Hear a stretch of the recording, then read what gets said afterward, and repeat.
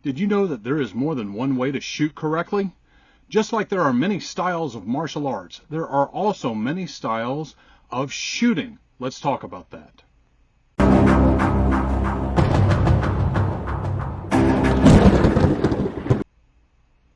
Hello and welcome to the Patriot Training YouTube channel. My name is Clay Howell. I am the owner and head firearms instructor at Patriot Training. The topic of this video is the fact that there are multiple correct ways to shoot. Many times somebody will see a picture, see a video, and they will criticize something they see in the picture. I looked through your pictures, and there ain't one person squared up to the target. And this always perplexes me because, number one, camera angles can lie. If you don't believe that, ask any single fellow who's ever been on a dating app. He'll tell you real quick. Secondly, as the old saying goes, there is more than one way to skin a cat. And likewise, there is more than one way to apply proper marksmanship principles and hit your target. And the discussion on this video is going to be centered around the different styles of shooting as I see them. And we're going to try to categorize and classify these styles so that you can see similar shooting methods grouped together and understand how each came from the others. Before we get started, it's important to point out that stability and mobility are inversely proportional when it comes to shooting positions. What that means, generally speaking, is that the more stable you are, the less mobile you are. The converse is also true. The more mobile you are, the more you can move, the less stable your shooting platform. A less stable shooting platform inherently makes it much more difficult to have good marksmanship.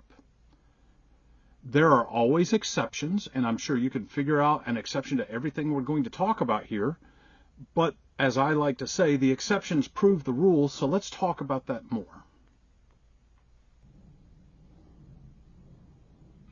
That's a marksmanship stance. Fair. Not all of our drills have someone squared up to the target. That is on purpose. Sometimes we do, sometimes we don't, and there's a reason why for each one. As we look into the types of marksmanship, and as I have studied several different methodologies, going back in history, from what I could tell, the marksmanship that was taught to the U.S. Army around the turn of the 1900s, I like to call this Generation 1 rifle marksmanship. And this form of marksmanship is preserved today in marksmanship competitions such as NRA High Power, service rifle competition, and also in the Appleseed clinics. Often this so-called Generation 1 shooting, a sling is used to stabilize the shot. It's important to note that in competition, use of the sling may not be permitted while standing, but it is definitely used in sitting and in prone. Body positions in Gen 1 shooting are built around NPOA. That is your natural point of aim. The idea is to maximize stability with minimum or zero muscular input. In other words, you want bone support and you want your body naturally holding the rifle right on target so that you don't have to have the use of muscle to keep you on target, because muscle, my friends, can get tired and lead to poor marksmanship.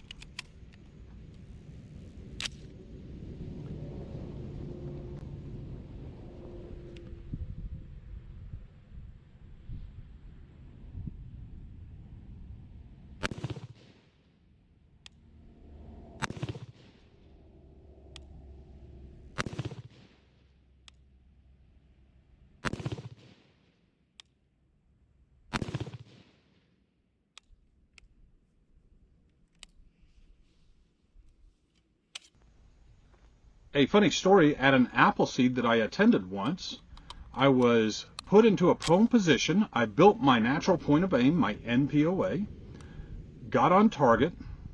The instructor asked me to close my eyes, breathe in, breathe out, open my eyes. Was I still on target? Did that a couple of times. And once I was really settled in, the instructor put a card in front of my face so that I could not see, and asked me to proceed to shoot a 5-shot group. And I did, using proper marksmanship fundamentals. And the rifle was then unloaded and made safe, and we ventured down range, and I shot that target at 25 meters. It was a 1-inch target, hit the target with all 5 shots, completely blindfolded, so to speak, and my shot group was less than 1 inch apart, which is less than 4 minutes of angle. And this demonstrated that when you get into that natural point of aim, it has almost nothing to do with sighting, and it has zero to do with pushing your gun on target with muscles. The position was just there. My body naturally fell into that position, and the 5 shots were made.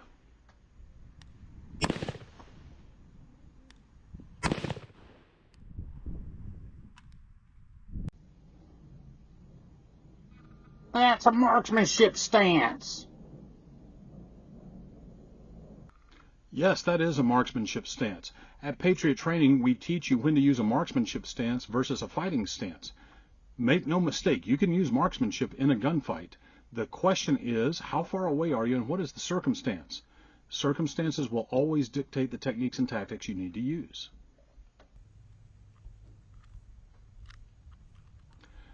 Continuing with the nomenclature of generation shooting, around about the end of World War II, the trench warfare, and moving in through the Korean War and Vietnam War, marksmanship with a rifle and combat with a rifle changed. It evolved. And it evolved into what I call Generation 2 marksmanship. The shooting position still favored the NPOA, the natural point of aim. But now there was more consideration given to movement. Specifically, movement into and out of these shooting positions, and this for the sake of being able to maneuver. Because if you do not shoot and maneuver, you will be maneuvered upon and shot. Gen 2 shooting can be readily identified by a bladed body position. Here you see how the shoulders are bladed away from the target. The shoulders and hips tend to be about 45 degrees, angled away from the target. Typically, with the shooting side, the further side away from the target. This is a change from the old Generation 1 shooting, which favored nearly a 90-degree angle from the target, particularly in the standing position. It's worthy of note that the manuals and the very few videos that exist on the old Generation 1 shooting almost completely gloss over the kneeling position, and they favor the sitting position instead. As a trained marksman, I suspect this is because the sitting position is more stable than kneeling, and when utilized by an expert rifleman, sitting can make more accurate hits at greater distances. Generation 2 rifle shooting started the more detailed use of kneeling. It is worthy of note at this point in time that the kneeling position is not really any more precise than standing, contrary to popular opinion. Naturally, there are some exceptions to this. However, it's interesting that most major marksmanship competitions, as well as the U.S. Army and the U.S. Marine Corps, when they shoot kneeling stages, those stages are shot at the same distance as standing and on the same size targets and scoring areas. I have yet to find a source where the kneeling position is shot at a greater distance or a more difficult sized target than standing, outside of a few tactical schools here and there that have their own qualifications. If you know of one, please mention it in the comments. I invite you to do so. As a summary, kneeling simply is not a precision position. The prone position changed as well. No longer did the shooter hike the leg behind the rifle. Instead, the legs form the shape of the letter V. The bladed posture and the V-shaped legs mean a line can be drawn through the rifle and down the leg directly behind the rifle.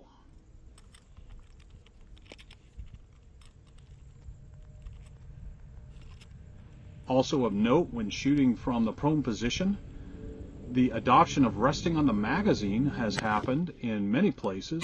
It has been adopted by the U.S. Army, and it has been adopted by the United States Marine Corps as well as a standard operating procedure. It still surprises me to this day that the myth persists that if you rest your rifle magazine on the ground with an AR-15, it will cause a jam. Nothing could be further from the truth.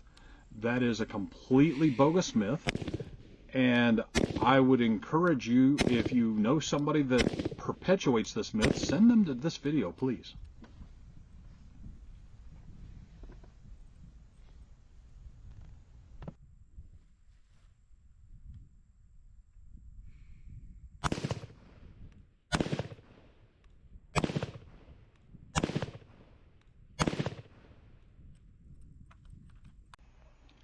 Generation 3 rifle marksmanship evolved out of the Global War on Terror, the GWOT, and also of the recently popular run and gun style shooting competitions.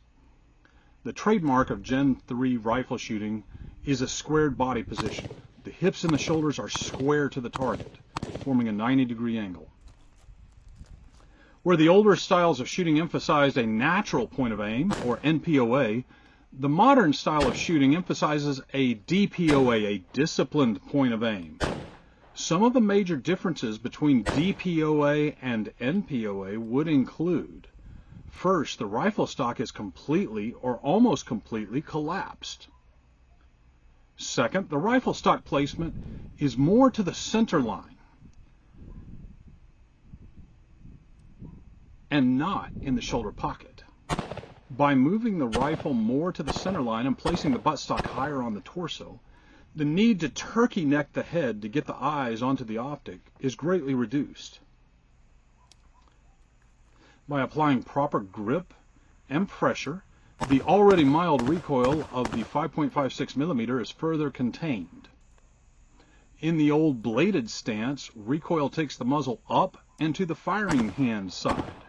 In my case, as a right-handed shooter, it takes the muzzle up and to the right. However, with a centerline hold and proper pressure, the recoil is directed straight back with only a small amount of rise.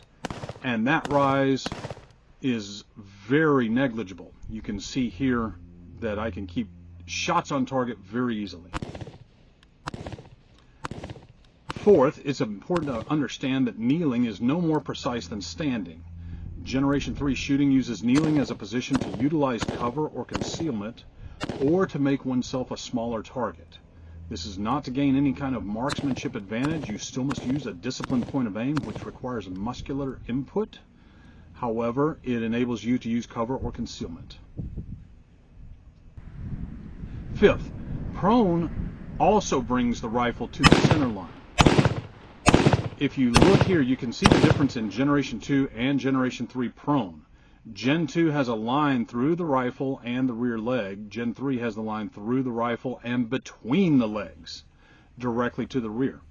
Like kneeling, prone used in this style to make the shooter a smaller target or to use cover or concealment. It is possible that people who adopt this posture can get very steady and get a hit, maybe even out to 200 or 300 yards, not using the magazine on the ground. I can do this, and I know maybe 2 or 3 riflemen that have come through classes that can do this as well, but it's not very standard, and certainly that's a very high level of training to attain. I would say your typical rifle shooter being able to hit at 100 yards here is more than adequate, and if you understand when to use Generation 3 rifle shooting, that makes sense. Well, my friends, that sums up the different styles of rifle shooting as I see them. Let me know what you think about the categorizations down in the comments below. If you like the content that we are producing, I would encourage you to hit like and subscribe. Click that notification bell so you find out when we drop a new video. And I must remind you that you don't have to be a patriot to train, but you do have to train if you want to be a patriot. Take care.